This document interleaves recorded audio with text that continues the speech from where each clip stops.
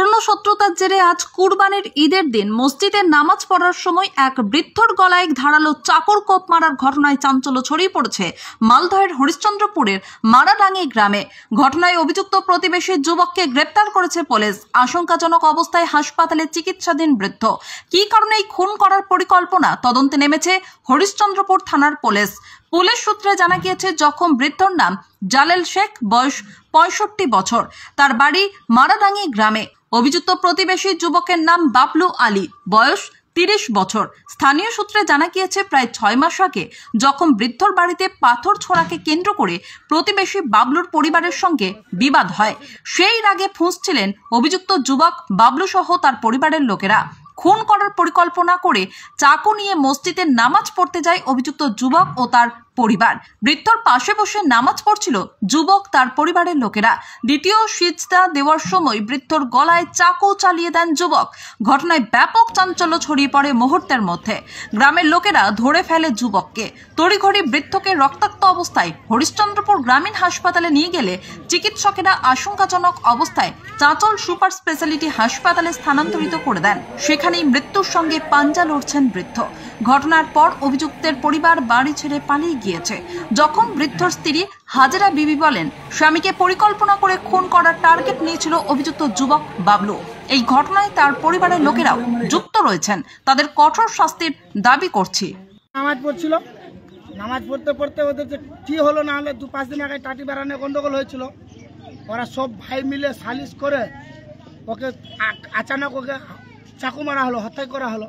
এবার একদম নামাজে যখন সিজদা হবে ওখানেই ওকে চাকু মারা হলো।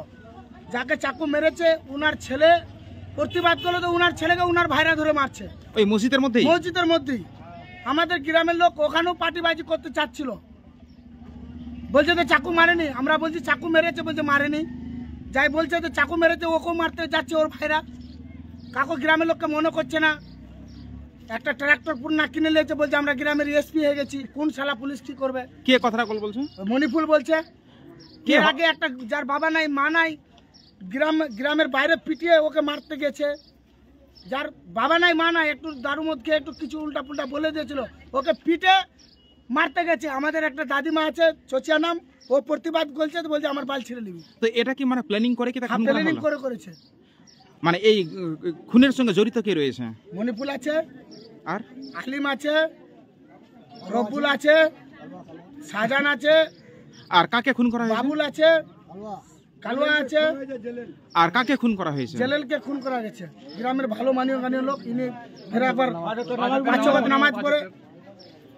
নামাজ পড়ে গ্রামের ভালো লোক।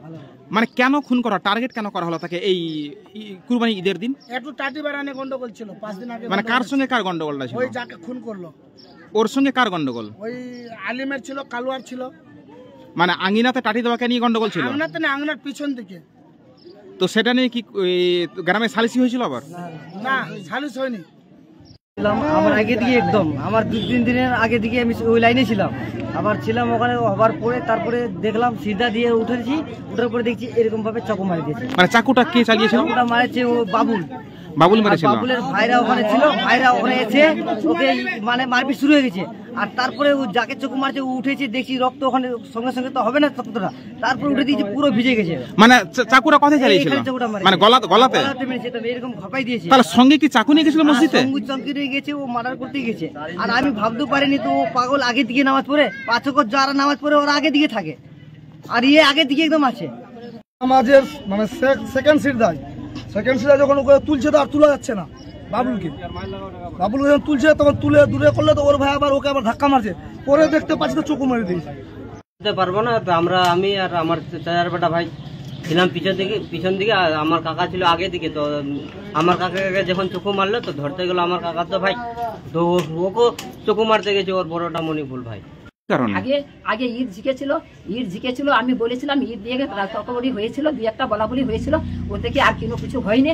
আমার স্বামী নামাজ পড়তে গেছে মসজিদ থেকে, ওর বড় ভাই চকু ধারিয়ে দিয়েছে হাতের মধ্যে, নামাজ পড়তে গেছে। ওই নামাজেতেই সিজদা দিয়েছে, তার মধ্যে ওই চকুটা চলিয়ে দিয়েছে। মানে চাকুটা কে চালিয়েছে? চাকুটা চলেছে ওর ভাই বাবুল। আর ওর পাশে আরো কেউ ছিল কি? পাশে ওর ভাই ছিল, মণিপুর ছিল।